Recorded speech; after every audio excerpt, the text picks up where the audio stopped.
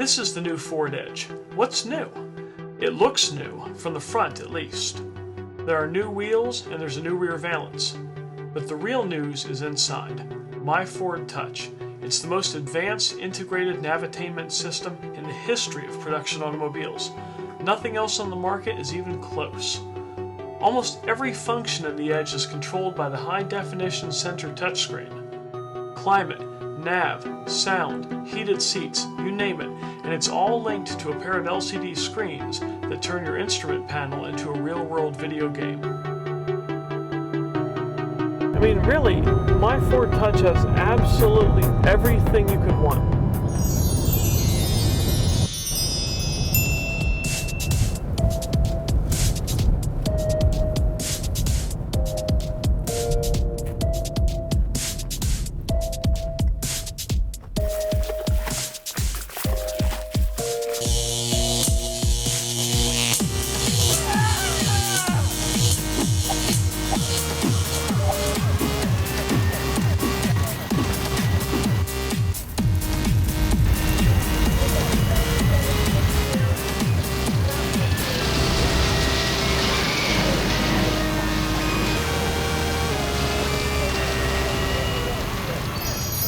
Well, maybe there's a good reason it doesn't have everything you could want, but it does what it does better than any other system in the industry.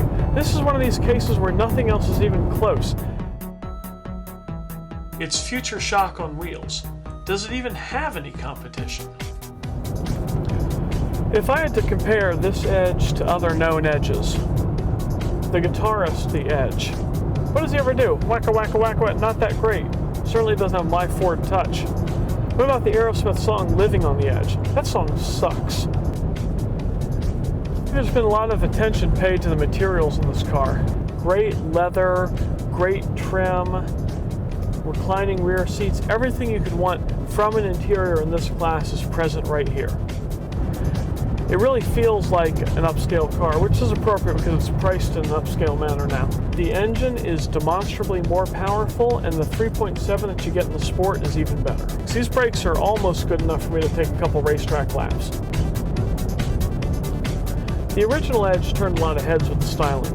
The new one is styled just as dramatically, and it's got some additional touches. If you look at the headlights, the Edge logo is micro-etched into the reflectors. Looks good. You've got LED vertical strips up front. That looks good too. This Edge has the feature that Ford used to such dramatic advantage in the original ads, the panoramic sky roof. We were driving through the city last night, and everybody was looking up. I mean, I was looking up too, and I was driving the thing. I eventually had to look forward. There's a taxi stop right in front of me. Whew! It wasn't too long ago that Ford SUVs and CUVs were very workaday-like things, things that you bought because you had to. This is a vehicle you'll buy because you want to.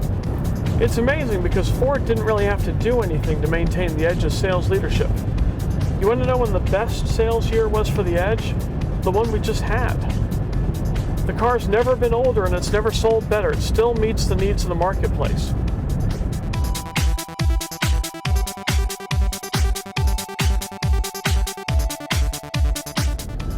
Ford's gone a long way to make the Edge something you want to buy as opposed to something you have to buy. And why wouldn't they? I mean, the Escape does everything the Edge does and it's much cheaper. So they have to make this an object of desire.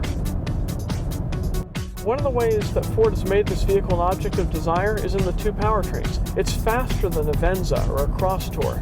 And it sounds better than a Venza or a Crosstour. It just has a desirable sounding engine.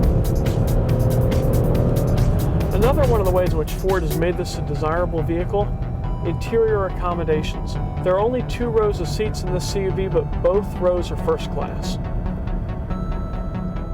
If you're an Edge owner now, the upgrades make a trade-in worth considering. If you're looking at the competition, the wow factor of my Ford Touch might sell you all by itself. The best part is that it's still a decent drive, even better now.